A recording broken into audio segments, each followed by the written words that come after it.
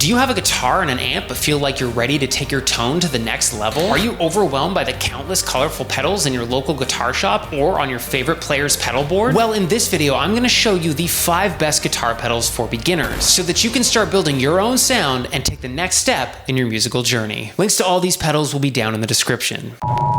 First up, we've got the most important pedal in any player's arsenal, the tuning pedal. These pedals only do one thing.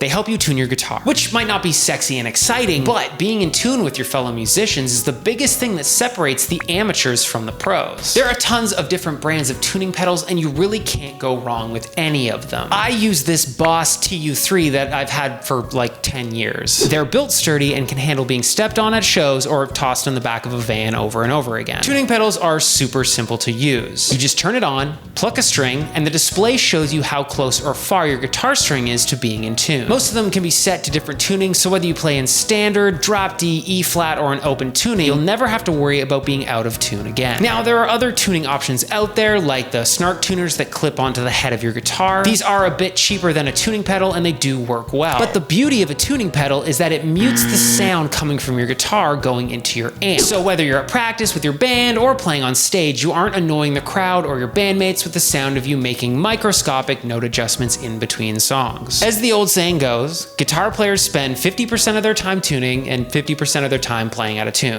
A tuning pedal will at least get you close enough for punk rock. You plug it in, and you tune your strings!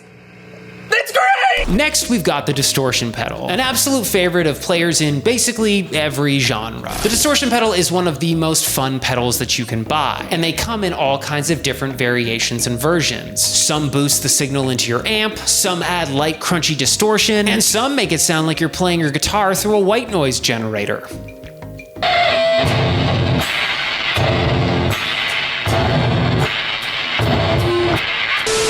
If you're looking for a good all-around starter distortion, then I suggest the Boss OD3. It's a straightforward overdrive pedal that's been used by the likes of Kurt Cobain, The Who, and Joe Satriani, and it will have you blasting power chords and tasty riffs in no time.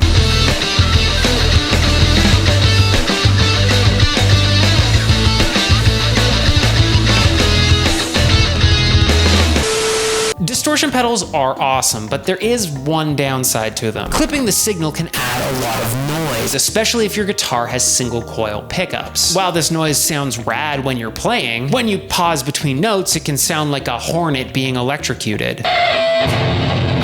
That's where this next pedal comes in. The noise suppressor. These little gems act as a gate that cuts off the sound when it's low. This eliminates the annoying hum and sometimes even radio feedback when you take your hands off your guitar. I use another Boss pedal here, the NS2, but there are several different options out there depending on your playing style. This pedal is a must-have for anyone who plays high-gain music like punk, rock, or metal. But if you play with lower gain or you want to spend half your time turning the volume knob down on your guitar, then you could probably skip this one. Now that you're in tune and sounding crunchy, it's time to add some flavor to your tone.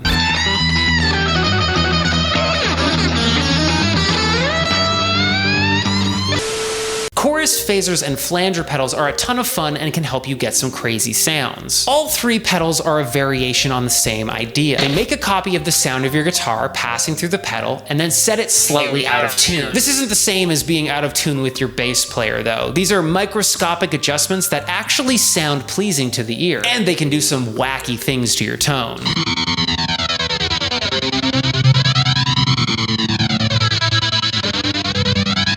Chorus can make your guitar sound thick and wide.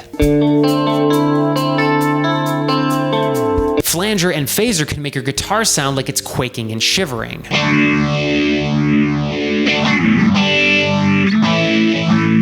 These kinds of effects are great for making solos and lead riffs stand out. If you're looking to widen your tone with a chorus, the MXR analog chorus is awesome. And the MXR Phase 90 is a phaser that has a classic sound that was used heavily by Eddie Van Halen. But if you really want your guitar to sound as big as possible, then a delay pedal will be the perfect end to your signal chain. These pedals make a repeating copy of the last note that you played on your guitar, the last note that you played on your guitar, the last note that you played. You can then choose the amount of repetitions, speed them up or slow them down, and mix them in at different volumes to give your solos some massive space.